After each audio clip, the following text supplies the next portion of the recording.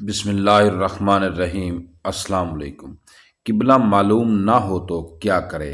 اگر کوئی شخص حالت سفر میں ہے یا ایسی جگہ ہے جہاں اسے سمت قبلہ کا علم نہیں ہے تو ذرائع و اسباب سے قبلہ معلوم کرے، مثلاً کسی مسجد کے رخ سے یا ستاروں سے یا قطب نما وغیرہ سے، یا کوئی مسلمان وہاں ہو تو اس سے پوچھ لے۔ نمبر 2، اگر قبلہ معلوم کرنے کا کوئی ذریعہ نہ ہو اور نہ ہی وہاں کوئی آدمی ہو تو تحریر فرض ہے، یعنی حسب قدرت غور و خوض کرنے پر جس طرف دل شہادت دے اس طرف نماز پڑھے۔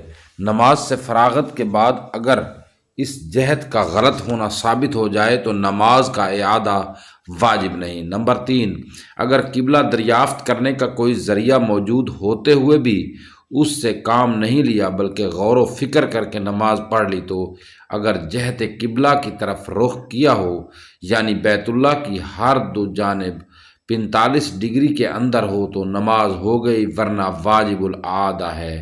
نمبر 4، اگر غور و فکر کر کے نماز شروع کی اور نماز کے اندر کسی نے بتایا کہ آپ غلط سمت کی طرف کھڑے ہیں، قبلہ اس طرف ہے، تو معمولی غور کے بعد اسی رخ کی طرف پھرنا ضروری ہے۔ نمبر 5، اگر قبلہ معلوم کرنے کا کوئی ذریعہ نہ تھا اور غور و فکر سے بھی کام نہیں لیا تو یہ نماز صحیح نہ ہوگی، کیونکہ تحریر فرض ہے، یعنی اگر کسی نے نماز پڑھ لی اور نماز سے فراغت کے بعد اس سمت کا صحت یقین ہو گیا تو اعادہ لازمی نہیں ہے۔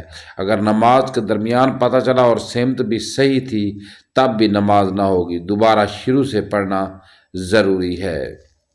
دوستو، اگر ویڈیو اچھی لگی تو لائک ضرور کر دیں، اگر چینل پر نئے آئے تو چینل کو سبسکرائب ضرور کر دیں۔ شکریہ۔